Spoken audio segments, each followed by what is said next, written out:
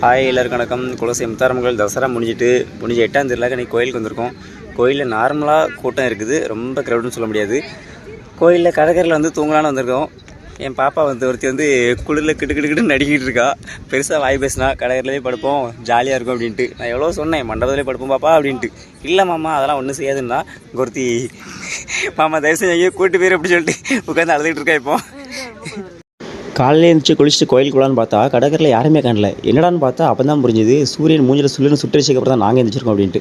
சரின்னு காலையிலே குளிச்சுட்டு கோயில் பக்கம் போயிட்டோம்.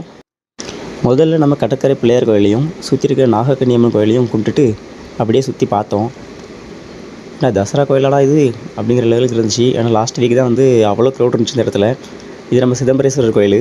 இங்கேருந்தால் மகிஷாசுர மர்த்தினி மகிஷனை வெட்டுறதுக்காக கிளம்புவாங்க. அந்த கோயில் உள்ளே இப்போ கொஞ்சம் டெவலப்லாம் பண்ணியிருக்காங்க. நிறைய பெயிண்டிங்லாம் பண்ணி ரொம்பவே அழகாக இருக்குது கோயில் உள்ள. கடற்கரை செல்லும் வழி, இந்த வழியெல்லாம் பார்த்தீங்கன்னா உள்ளுக்குள்ள நெருங்க கூட முடியாது, அவ்வளோ க்ரௌட் இருந்துச்சு. சரியான வழியில் பார்த்துட்டு கோயில் பின்புறமாக கோயிலுக்கு போயிட்டோம். கடற்கரையில் கூட்டமெல்லாம் எங்கே போச்சுன்னு பார்த்தா அப்போ தான் புரிஞ்சுது எல்லா கூட்டமும் கோயிலுக்கு வந்துருச்சு. நாங்கள் மட்டும் தான் கடற்கரையில் அனாதை தூக்கிட்டு இருந்தோம் அப்படின்ட்டு. தசரா முடிஞ்சு 8ஆம் திருநாள் இன்று கோயிலில் உண்டியல் என்னும் பணி. கோயிலில் தசராவுக்கு அவ்வளோ பேரும் காணிக்க போட்டிருப்பாங்க இல்லையா, அந்த காணிக்கை என்ற பணி நடந்துட்டு இருந்துச்சு. அப்படியே டப்பாவாக கொண்டு தட்டிகிட்டு இருந்தாங்க, அவ்வளோ காயின்ஸு. அதுலேயும் கோயிலுக்குள்ளே நிறைய பேர் அந்த பணத்தையும் தனித்தனியாக பிரிச்சுருந்தாங்க. இது கோயில் உள்ள இருக்க அம்மனோட சூலம். இதுக்கு மேலே வீடியோ எடுக்க முடியாது, அதனால் கோயில் வெளியே வச்சு நான் உங்களுக்கு வீடியோ எடுத்து காட்டுறேன்.